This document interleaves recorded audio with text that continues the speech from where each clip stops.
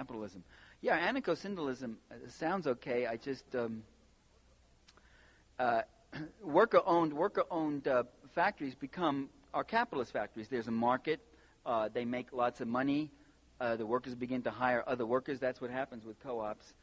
Decentralization is not necessarily more democratic. It's not even more equal. Just as something may be centralized doesn't mean it's undemocratic. In our own country, we have decentralized the land and water policies out in the West. You have water commissions and water boards all around the West. Those are federal water boards, and they've been decentralized under the cloak of local participation. You see, it sounds so beautiful, participation. Well, you know what happens? The big landowners take over the boards. And in the West, he who controls the water controls the land, controls the herds, controls the crops, everything else. And so it becomes highly undemocratic because they can make decisions for their own economic interests but use state power to do it. So you've actually parceled out. And in Democracy for the Few, I have a whole section called it the public-private authority. There are all sorts of things in our economy that have been parceled out into private hands, but with public sanction behind them. And that's not democratic. It's very decentralized, but it's not democratic. And then we have things that are very centralized that are democratic. Social Security, if they weren't raiding the fund. But the Social Security has for years worked in a very democratic way in the sense that it benefited the mass of working people. It was egalitarian, and it benefited ordinary people. The Women's Infant Nutrition Program, the Women's Infant Children's Program, WIC, is one of the best dollars spent. It's a centralized program.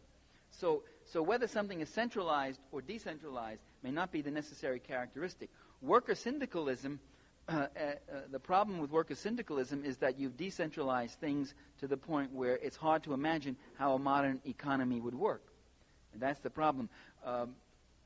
People who were in Poland and they talked about worker syndicalism for a while.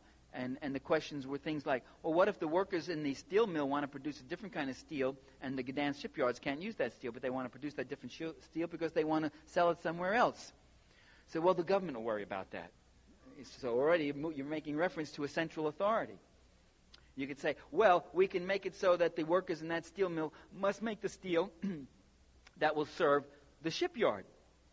Well, then you're talking about coordination. You're talking about an authority above that worker syndicalism that could say to those workers, no, you can't do this any way you want.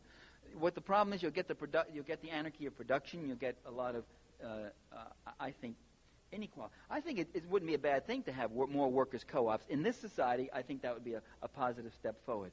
If you want to see a very positive anarchist community, you could look at Mondragon in Spain, where they have actually done production and have a lot of worker ownership, and things are done by participation by committees, and there's no profit. Production is there's obviously profit. In any society you want to have some surplus value that you could use for retooling, for expansion, for redeveloping and all that. And when they have problems in one sector and it's got laid off, they try to retrain the workers elsewhere. The one thing Mondragon doesn't have is state power, though. It operates in one region in Spain. But it's a very good example of maybe what you could do. But I don't think it's ultimately the answer as far as organizing a whole society. Right.